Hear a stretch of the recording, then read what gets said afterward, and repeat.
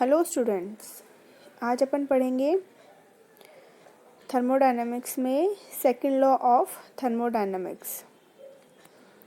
ठीक है, तो सबसे पहले था कि इसकी आवश्यकता क्यों पड़ी। इसकी आवश्यकता इसलिए पड़ी क्योंकि प्रथम नियम में कुछ सीमाएं थीं। फर्स्ट लॉ ऑफ थर्मोडायनामिक्स अपन ने पढ़ा था, जिसके अंदर क्या था, ऊर्जा संरक्षण का नियम, जिसके अनुसार ऊर्जा ना तो नष्ट की जा सकती है ना ही उत्पन्न की जा सकती है, केवल एक रूप से दूसरे रूप में रूपांतरित की जा सकती है। और फॉर्मूला क्या था, ऊष्मा इक्वल टू आंतरिक ऊर्जा प्लस किया गया कार्य, यानी जो ऊर्जा अवशोषित की जाती है वो निकाय के आंतरिक ऊर्जा और किए गए कार्य के बराबर होती है। तो आज अपन पढ़ेंगे सेकंड लॉ ऑफ थर्मोडायनामिक्स, ऊष्मागतिकी का द्वितीय नियम, जिसकी आवश्यकता पड़ी। प्रथम नियम में कुछ लिमिटेशंस थी उस वजह से। तो इसके कुछ पॉइंट्स हैं। ऊर्जा संरक्षण होता है लेकिन परिवर्तन की दिशा और परिस्थिति नहीं बताता है। ठीक है, तो प्रथम नियम की कुछ सीमाएं थी जिस वजह से द्वितीय नियम की आवश्यकता पड़ी। तो प्रथम नियम में क्या क्या सीमाएं थी। प्रथम नियम ऊर्जा संरक्षण का नियम तो था, लेकिन उसमें परिवर्तन की दिशा और परिस्थिति नहीं बताई गई थी, या उसके द्वारा परिवर्तन की दिशा नहीं बताई जा सकती कि ऊर्जा एक रूप से दूसरे रूप में रूपांतरित हो रही है तो किस दिशा के द्वारा रूपांतरित हो रही है, यानी किस ओर से किस ओर वो प्रवाहित हो रही है। सेकंड है, अभिक्रिया पूर्ण होती है या नहीं, इसका भी प्रथम नियम के द्वारा पता नहीं लगाया जा सकता। तीसरा है, कितनी ऊष्मा कार्य में रूपांतरित होती है, इस ऊष्मा की अमाउंट का अपन पता नहीं लगा सकते प्रथम नियम की वजह से।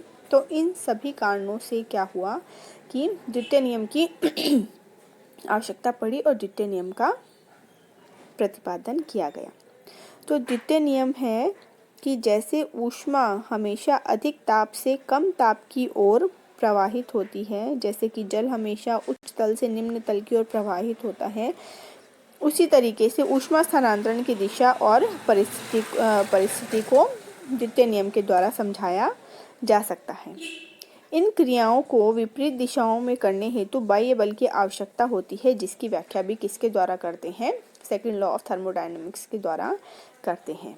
ये रिवर्सिबल और इरिवर्सिबल यानी कि उत्क्रमणीय और अनुत्क्रमणीय तथा स्वतः यानी स्पॉन्टेनियस है या नहीं, इसका भी पता चलता है अपन को द्वितीय नियम से।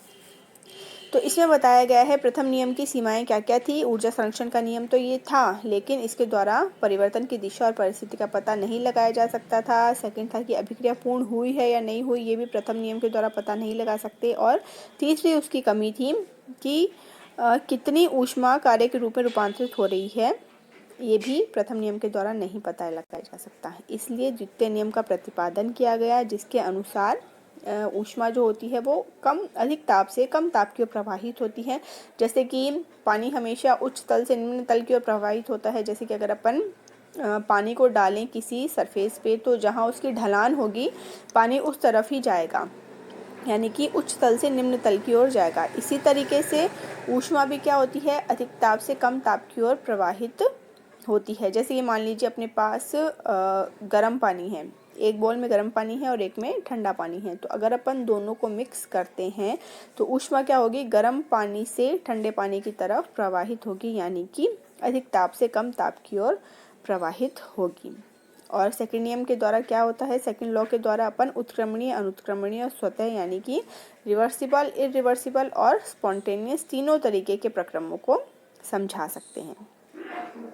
ठीक है, फिर इन क्रियाओं को विपरीत दिशा में करने हेतु बाह्य बल की आवश्यकता होती है। तो ये जो एक्सटर्नल फोर्स होता है, इसकी व्याख्या भी अपन किसके द्वारा करते हैं, द्वितीय नियम के द्वारा। फिर है कि सेकंड लॉ ऑफ थर्मोडायनेमिक्स के कई सारे जो है डिफरेंट आपके स्टेटमेंट दिए गए। कई बार ये स्टेटमेंट भी पूछ लिए जाते हैं। तो पहला है केल्विन प्लैंक का स्टेटमेंट। कई बार ऐसे कैसे कंपटीशन एग्जाम में स्टेटमेंट दे दिए जाते हैं और इसके द्वारा क्या करते हैं, आपको पूछ लिया जाता है कि ये स्टेटमेंट किसने दिया था सेकंड लॉ के लिए। तो सेकंड लॉ के लिए मेन 3 स्टेटमेंट दिए थे, 3 अलग अलग वैज्ञानिकों ने, केल्विन और प्लैंक ने, क्लॉसियस ने और प्लैंक ने। तो पहला है केल्विन प्लैंक का